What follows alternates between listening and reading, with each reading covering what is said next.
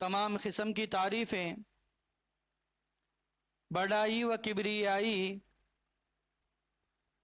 उस अल्लाह रब्बुल आलमीन के लिए लायक और ज़ेबा है, जो हम सब का खालिक और मालिक है। वही पालनहार है, वो तमाम ख़जानों का मालिक है, वो ज़मीन और आसमान का बादशाह है। इस कायनात के अंदर उसी के फ़ैसले हैं।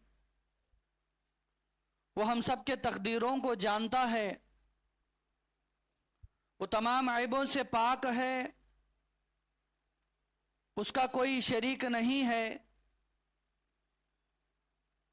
उसके बराबर की कोई मिसाल नहीं है। वो किसी की औलाद नहीं है और अल्लाह को कोई औलाद नहीं है। वो सुबहान है, खुद्दूस है। वो हर अस्मा और सिफात के नाम उसी के सजावार हैं।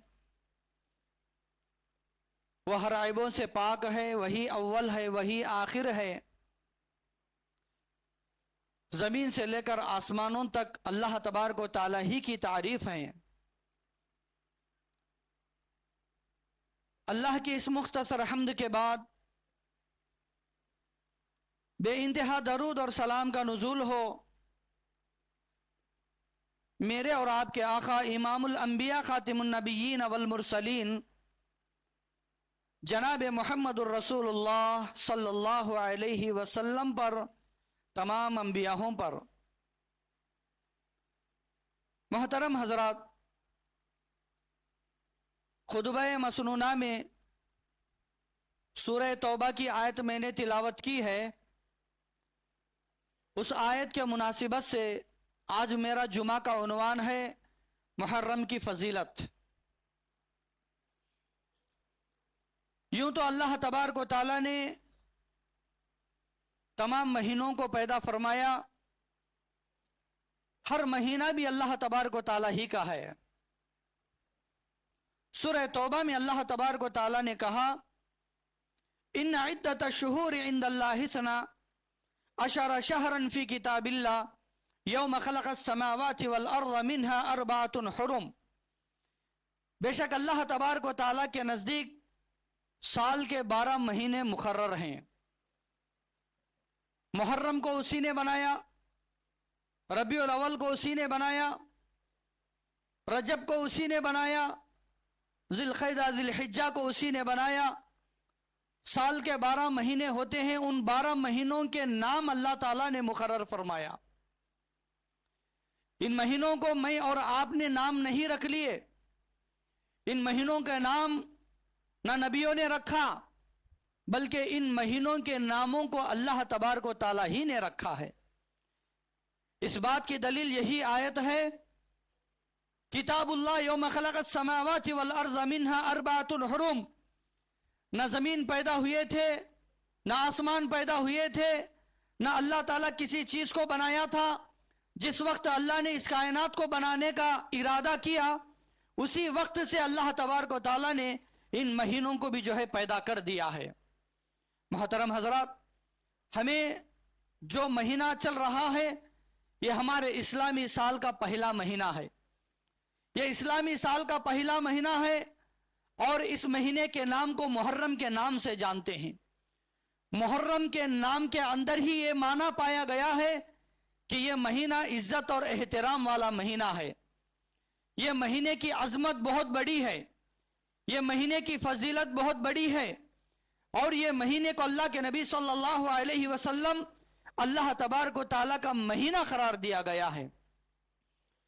रसूलुल्लाह सल्लल्लाहु अलैहि वसल्लम ने अपने जुबान मुबारक से कहा है कि साल के 12 महीनों में से 3 महीने ऐसे हैं जो लगातार आते हैं। सलासतुन मुतवलियात, 3 महीने पैदर पे आएंगे, ज़ुल्क़अदा, ज़ुल्हिज्जा, मुहर्रम।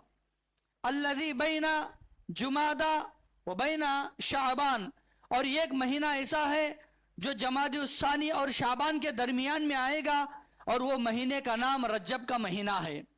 मोहतरम हजरात, ذی القعدہ ذی الحجہ محرم. آج ہم محرم کی بات پر گفتگو کریں گے. محرم کا معنی احترام کرنا، عظمت والا مہینہ. اللہ تبارک و تعالی جو آیت کو نزول فرمایا، اس آیت کی تفسیر خود اللہ کے نبی صلی اللہ علیہ وسلم فرماتے ہیں. جس مہینے کی فضیلت کس طرح سے بڑھتی ہے، اس طرح سے بڑھتی ہے کہ اللہ تعالیٰ اس کو اپنے طرف منسوب کرتا ہے. جس بات کو ہم اللہ کی طرف منسوب کرتے ہیں، جو چیز کو اللہ تعالیٰ اپنی طرف منسوب کرتا ہے، تب اس کی چیز کی فضیلت بڑھ جاتی ہے. مثال کے طور پر اس روئے زمین پر اللہ کی عبادت خانے مسجدیں ہیں. ہر مسجد اللہ تبارک و تعالیٰ کا گھر ہے. قرآن مجید میں اللہ نے سورہ جن میں فرمایا وَأَنَّ الْمَسَاجِدَ لِلَّهِ، بے شک مسجدیں اللہ کے گھرے ہیں جس میں توحید کا بیان کیا جاتا ہے، جس کے گھر میں اللہ اور اس کے رسول کی بات ہوتی ہے، اور اس کے گھر میں صرف ایک معبود کی عبادت کی جاتی ہے. وہ ساری کی ساری مسجدیں اللہ کے گھرے ہیں. لیکن اللہ تعالیٰ قرآن مجید میں کیا کہا؟ بیت اللہ، بیت اللہ کہا. یعنی خاص طور پر مسجد حرام کو، کعبۃ اللہ کو اللہ نے اپنے طرف منسوب کیا. یعنی بیت اللہ، اللہ کا گھر کہاں ہے. یعنی اللہ تعالیٰ جب اپنے طرف منسوب کرتا ہے، اللہ تعالیٰ اپنے ساتھ میں جوڑتا ہے، تو وہاں کی جگہ کی فضیلت بڑھ جاتی ہے. دنیا کی ہر جگہ کی مسجدیں اللہ کی ہیں، لیکن بیت اللہ کی عظمت الگ ہے. دنیا کے تمام مسجدوں میں اللہ کی عبادت ہوتی ہے، لیکن بیت اللہ میں عبادت کے ساتھ طواف بھی ہوتا ہے. دنیا کی ہر مسجد میں اعتکاف ہوتا ہے، وہاں پر بھی اعتکاف ہوتا ہے. دنیا کی ہر مسجدوں میں اللہ تبارک و تعالیٰ کی عبادت ہوتی ہے، لیکن بیت اللہ میں طواف ہوتا ہے، اعتکاف ہوتا ہے. اور اسی طرح بہت ساری عبادتیں وہاں پر عام مسجدوں سے بھی زیادہ ہوتے ہیں. ہم اپنے مسجدوں کے اندر ایک نماز پڑھتے ہیں تو ایک نماز کا ثواب جماعت کے ساتھ پڑھنے سے 27 درجے افضل رکھتی ہے، لیکن وہاں پر ایک نماز 1000 نمازوں میں سے بھی زیادہ فضیلت رکھتی ہے. محترم حضرات، میں یہ بتانا چاہتا ہوں کہ جب اللہ تعالیٰ کسی چیز کو اپنے نام سے جوڑ لیتا ہے تو اس کی فضیلت بڑھ جاتی ہے. آدم علیہ السلام سے لے کر جناب محمد رسول اللہ صلی اللہ علیہ وسلم تک 1,24,000 سے بھی زیادہ نبیاں اس دنیا میں آئے. ہر قوم کے اندر نبیاں بھیجے گئے، لیکن اللہ تعالیٰ اپنے کلمے کے ساتھ کس نبی کا نام ذکر کیا گیا؟ لا الہ الا اللہ محمد الرسول اللہ صلی اللہ علیہ وسلم. یعنی اللہ اپنے کلمے کے ساتھ نبی کا نام ذکر کیا گیا. اس کا مطلب کیا ہے؟ اللہ تعالیٰ نے نبی کے عظمت کو بلند کیا ہے. اسی طرح اللہ تبارک و تعالیٰ روح اللہ کے نام سے قرآن میں کہتے ہیں. روح اللہ کا مطلب اللہ کی روح. کس کی عظمت کا بیان کیا گیا؟ عیسیٰ علیہ السلام کا. عیسیٰ علیہ السلام کو اللہ نے اپنی روح کہہ رہا ہے. یعنی ہر روح بھی اللہ کی طرف سے آئی ہے، لیکن عیسیٰ علیہ السلام کی فضیلت الگ ہے. عیسیٰ علیہ السلام کی فضیلت الگ ہے. اللہ نے ہر نبی کو ایک نام سے کہا. ابراہیم کو خلیل اللہ کہا، موسیٰ کو کلیم اللہ کہا، محمد کو رسول اللہ کہا، عیسیٰ علیہ السلام کو روح اللہ کہا، جبرائیل علیہ السلام کو امین اللہ کہا، امانت دار فرشتہ جو اللہ کے حکامات کو لے کر نبی تک پہنچاتا ہے. ایسا اللہ تبارک و تعالیٰ نے جب اپنے ساتھ کسی چیز کو منسوب کرتا ہے تو اس کی فضیلت کیا ہوتی ہے؟ بڑھ جاتی ہے. محترم حضرات، یہ چند مثالیں تھیں آپ کے سامنے رکھنے کا. اس کا مقصد کیا ہے؟ آئیے اب میں اللہ کے نبی صلی اللہ علیہ وسلم کی اس حدیث کو بیان کرتا ہوں جسے نبی نے کہا افضل الصیام بعد رمضان و شہر اللہ المحرم. عبادتیں، اعمال الگ الگ ہیں. نماز بھی عبادت ہے، حج بھی عبادت ہے، زکوٰۃ بھی عبادت ہے، عمرہ بھی عبادت ہے، دعا بھی عبادت ہے، قرآن کی تلاوت بھی عبادت ہے، ذکر بھی اللہ کی عبادت ہے، تسبیح بھی عبادت ہے. لیکن یہاں پر کیا کہا گیا ہے کہ الصوم لی وانا اجزی بہ. عبادتوں میں روزہ ایسا ہے، ایسی عبادت ہے جسے اللہ نے کہا کہ روزہ میرے لیے رکھتا ہے اور اس کا اجر میں خود اپنے ہاتھوں سے دوں گا. اللہ اکبر. ہر عبادت کا ثواب، ہر عبادت کا اجر بتایا گیا قرآن اور حدیثوں میں، لیکن روزے کا ثواب، روزے کا اجر ایسا ہے جسے اللہ کے نبی نے کہا کہ یہ اللہ کے لیے روزہ رکھا جاتا ہے، اللہ کے لیے بھوکے رہتے ہیں، اللہ کے لیے اپنے نفس کے خواہشوں کو قربان کرتے ہیں، صبح سے لے کر شام تک اپنے روزے کی حفاظت کرتے ہیں، اسی لیے اللہ نے روزے کو اپنے طرف کر لیا۔ وَالصَّوْمُ لِي وَأَنَا أَجْزِي بِهِ، بندہ میرے لیے روزہ رکھتا ہے، میں اس کا اجر دوں گا۔ تو روزہ ایسا ہے کہ اللہ تعالیٰ خود اس کے لیے اجر و ثواب سے نوازے گا۔ ایسے ہی محرم کے مہینہ جو اسلامی سال کا پہلا مہینہ ہے، اللہ کے نبی نے کہا کہ رمضان کے بعد افضل الصیام بعد رمضان، رمضان کے جو فرض روزوں کے بعد اگر فضیلت والے روزے ہیں تو وہ محرم کے روزے ہیں۔ یوم عاشورہ کا روزہ ہے، 10 محرم کا روزہ ہے، یہ فضیلت والا روزہ ہے۔ محترم حضرات، دیکھیے کہ اس روزے کو کیوں اتنا فضیلت دیا گیا، جبکہ اگر کسی سے آپ سوال کریں گے کہ 12 مہینوں میں بہتر مہینہ کون سا ہے، لوگ کیا کہیں گے؟ رمضان کا مہینہ۔ بھائی رمضان کے مہینے سے بڑا مہینہ کیا ہو سکتا ہے؟ رمضان میں اللہ نے قرآن کو نازل فرمایا، رمضان میں پورے مہینے کے روزے فرض کر دیا، رمضان میں اعتکاف میں بیٹھتے ہیں، اور رمضان میں بہت ساری عبادتیں جمع ہے۔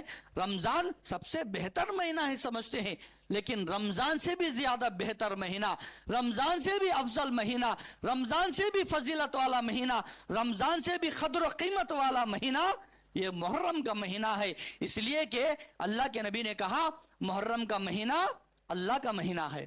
اللہ اکبر! محرم کا مہینہ کس کا مہینہ؟ اللہ کا مہینہ۔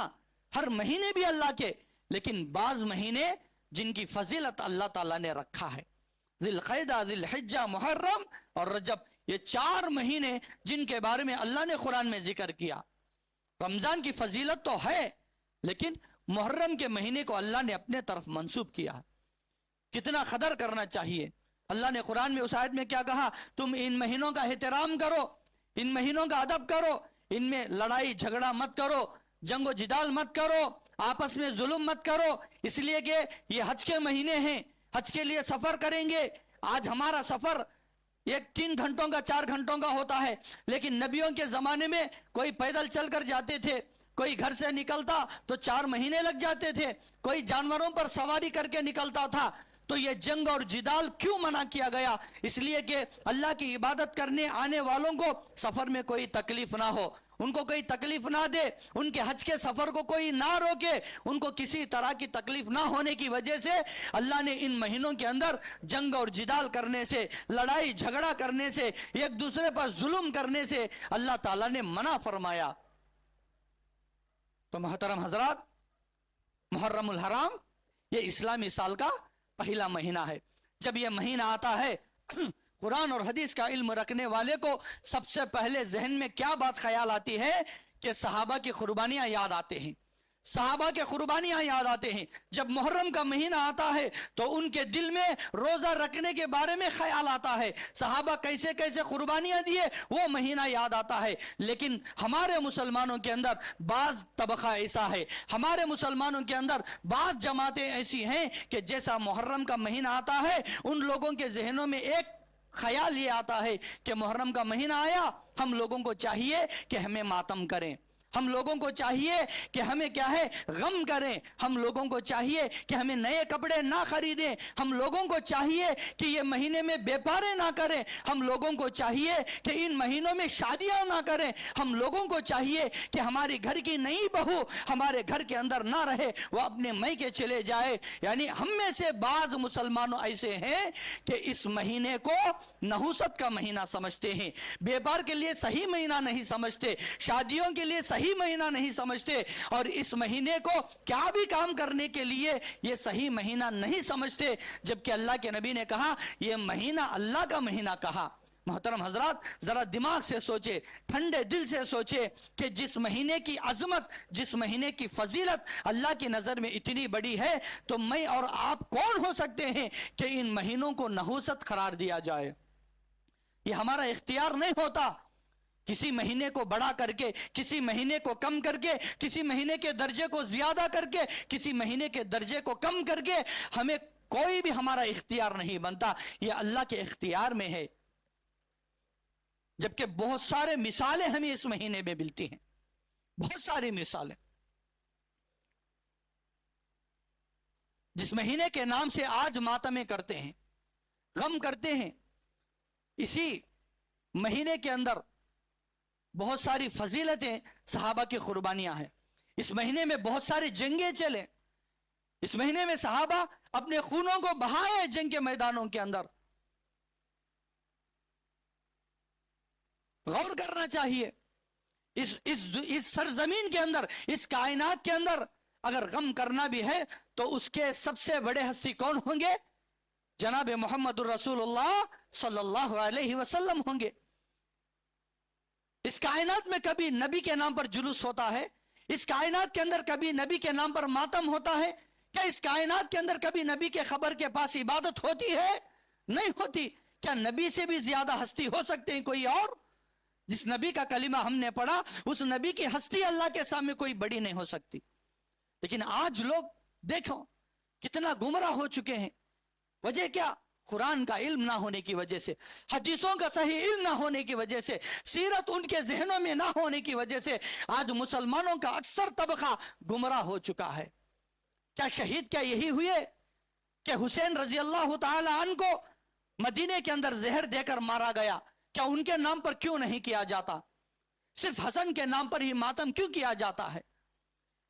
हजरत उमर रजी अल्लाह तआला अन्हु, ये इस उम्मत के दूसरे खलीफा हैं। उमर रजी अल्लाह तआला अन्हु की तमन्ना थी कि अल्लाह मुझे मौत आए तो शहीद की मौत आए, मैं मरूंगा तो भी मदीने की सरजमीन पर मरूं। यही ख्वाहिश थी हजरत उमर रजी अल्लाह तआला अन्हु की।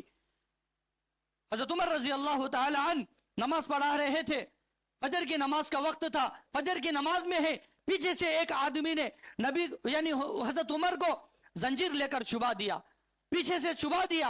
नमाज की हालत में उनका पेट फट गया पीछे से, और उनके पूरे अंतड़ियां बाहर पड़ने लगे, पूरे अंतड़ियां बाहर पड़ने लगे।